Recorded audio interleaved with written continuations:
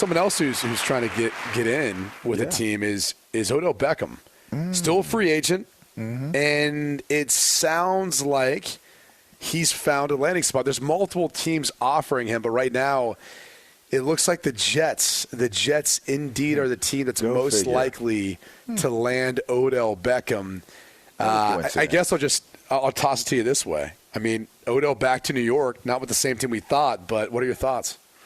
Well, it would be a replay of Plexico Burress, right? Plex ended up playing for the Jets too after playing for the New York Giants. It's a market that is, if you've done well in that market, it doesn't matter if you're on the Jets or the Giants. The city loves you.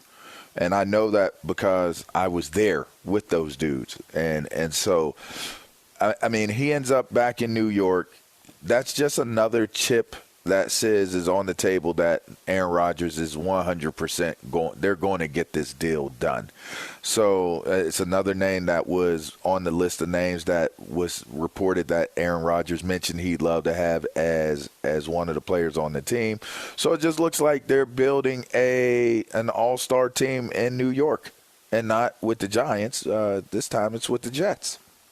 Well, it's going to be interesting to see, though, when the deal actually gets done, and if Odell Beckham is going to wait on Aaron Rodgers to get there, or if he's going to try to sign first. I mean, obviously, Alan Lazard talked about him becoming a free agent and signing with the Jets with the assumption that Rodgers is eventually going to be the quarterback there. There's some other pieces too that I think are looking at. They're adding to the team, but he was one of the people on the wish list, right? Yeah. And if Beckham signs, you'd think that's just another step that this deal is closer and closer to getting done with New York and Green Bay, is it not?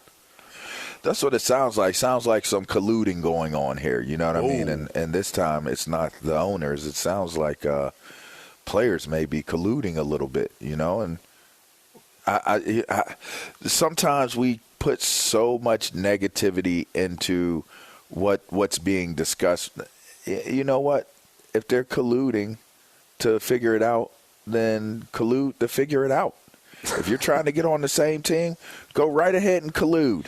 You know? I don't know that colluding's illegal for players, though, LaVar. Yeah, that's true. Yeah. I think it's only it was just, that was just like, I was just throwing something out there. See just take a shot at them. Fell right on off that wall, didn't it? Yeah. That ass fell right on off that wall. It's all right. It's all right. It's all right. It does sound like this is coming to Aaron Rodgers eventually. It's Elvis is going to join the building. That's right. That's one way of looking at it. Yeah. I do kind of wonder, where Odell Beckham fits if he is a New York Jet within that offense. I mean, Garrett Wilson, to me at least, displayed the fact that he is your number one. Mm-hmm. He's you can move him around. He's solid. He's smart. He can do whatever he wants. You still have Denzel Mims on the roster, even though I know there's probably some Jets fans that want them to move on. Corey Davis has been a piece that's been there. They signed from Tennessee. They obviously just signed Alan Lazard as well as Mecole Hardman.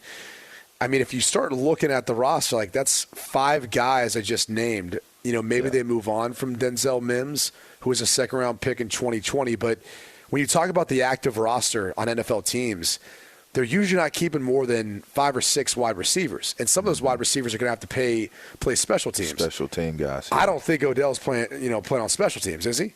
No, he's not going to be a special teams guy.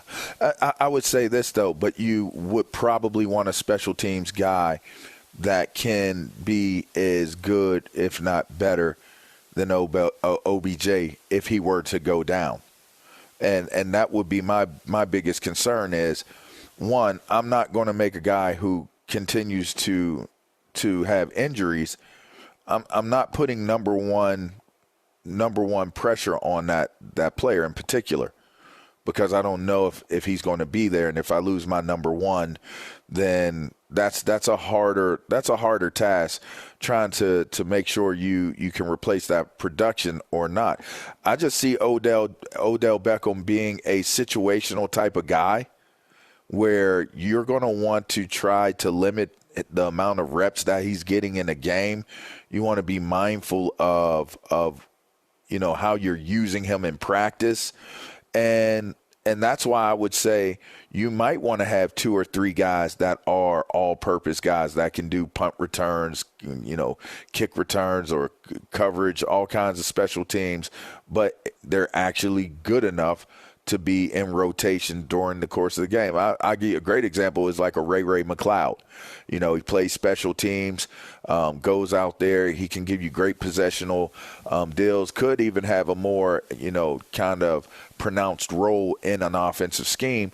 But nonetheless, he's one of those type of guys that you don't really lose anything if he comes in and takes reps if an OBJ isn't in, whether it's due to injury or whether it's due to managing the amount of reps that he gets during the course of a game. So strategically speaking, if I feel OBJ is still good enough to be a difference maker on my team and I'm going to sign him and give him the ability to come in as a starter, I'm still going to have a little bit of trepidation, man, just a tad bit, because I would want to know that he's going to be able to make it through a season and be there when we need him in those crunch moments. This is going to be an incentive-laden contract, I would imagine. You want to make sure, to your points, he's healthy and make sure he's rewarded. Like, look, if he comes in and plays the way he's capable of when he's healthy, he could easily adapt into that number 1 wide receiver, maybe a really good number 2 next to Garrett Wilson. But I feel like that's probably where Alan Lazard sees himself within this offense. He probably sees Garrett Wilson as number 1, himself as number 2, and then someone else emerges, whether it's Corey Davis or Mecole Hardman, or if they keep Denzel Mims. I'm sure at this point in time in his tenure with the Jets, they're hoping that he could potentially be that if they still keep him on the roster. But that's the hard part. You're not going to get special teams out of him. You're not sure about if he'll be even healthy and be able to make all 17 games. And the last thing I just say is, from Odell Beckham's perspective, is you don't know that Rodgers is there yet. I mean, it seems like this is going to get done. It seems like the owners' meetings, it was a helpful time for both the Jets and the Packers to make some progress on what the trade compensation is going to be. But until he's there, too, I think if you're Odell, there's a risk in all of that, especially if you do have a number of suitors. But it's just crazy to think how a year ago, how you viewed this team in regards to the Jets. And now the team with the longest playoff drought might be one of those teams that I personally feel like it'd be one of my favorites, at least, to bet on to make the playoffs, especially if Rodgers is there and they continue to load up talent with a guy like Odell Beckham. Yeah. The question that comes to mind as well, thinking about OBJ, is you got to believe that this is imperative for him to have success, because does this now become this is it? Is this it? If you don't pan out here, if you don't stay healthy here, is this going to be the last time we see OBJ on an active roster? Yeah. It just seems like you're getting to that point, right? It almost seems like you're to that point now. But, the last time he played, he was making plays. He ended up winning a Super Bowl. It's unfortunate he goes down when it looked like he was surging and reestablishing himself. But that's just the realities that are a part of the National Football League. It's a part of sports in general. And he's been bitten by the injury bug. He can't seem to escape it. And I just wonder, I'm just curious, if he can't stay healthy. Like, okay, he's having soft tissue issues in training camp. Like, how will they position themselves? How will the Jets position themselves? Are they going to cut bait, or are they going to stay with it? Like, how are they going to move with this? It's just an interesting question when thinking about how OBJ will fit and integrate into New York.